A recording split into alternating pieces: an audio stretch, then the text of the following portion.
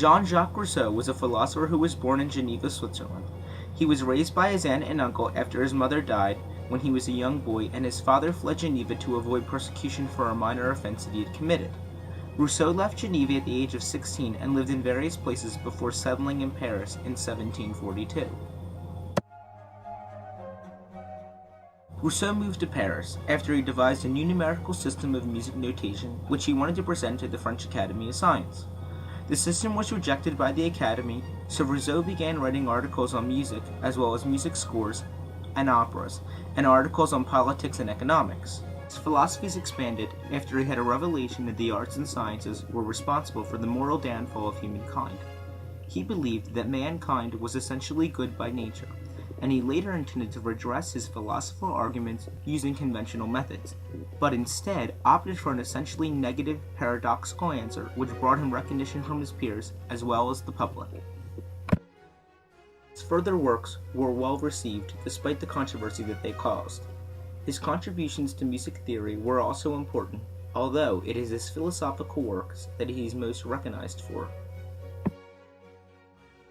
Published in 1762, Rousseau's Emile seeks to describe a system of education that would enable the natural man, he later identifies in the social contract, to survive corrupt society. He employs the novelistic device of Emile and his tutor to describe how such an ideal citizen might be educated. Emile is scarcely a detailed parenting guide, but it does contain some specific advice on raising children. It is regarded by some as the first complete philosophy of education in Western culture.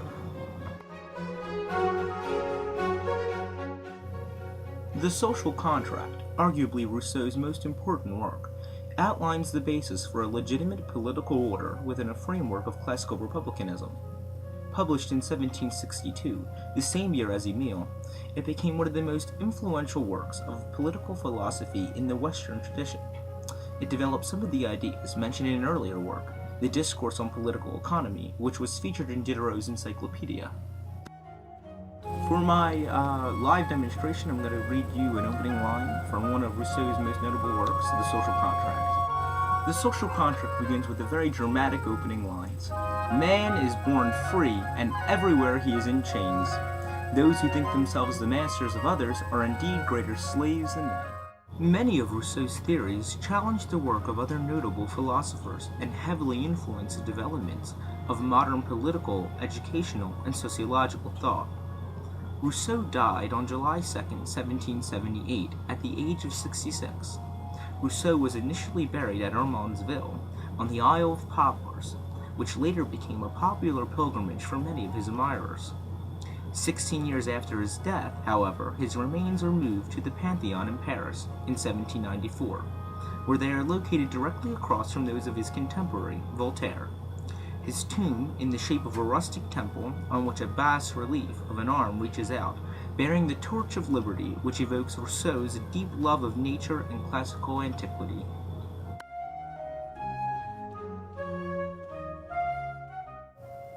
Death would not be the end for this great philosopher, for after he died in 1778, the legacy that he left behind would continue to shape the world. Rousseau has been noted as the father of the French Revolution due to the cult that grew up around him after his death, and particularly the radicalized versions of Rousseau's ideas that were adopted by Robespierre and Saint-Just during the Reign of Terror. All of these caused him to become identified with one of the most extreme aspects of the French Revolution. The American founders rarely cited Rousseau, but came independently to their republicanism and enthusiastic admiration for the austere virtues described by Livy and in Plutarch's portrayals of the great men of ancient Sparta and the classical republicanism of early Rome, as did many if not most enlightened figures.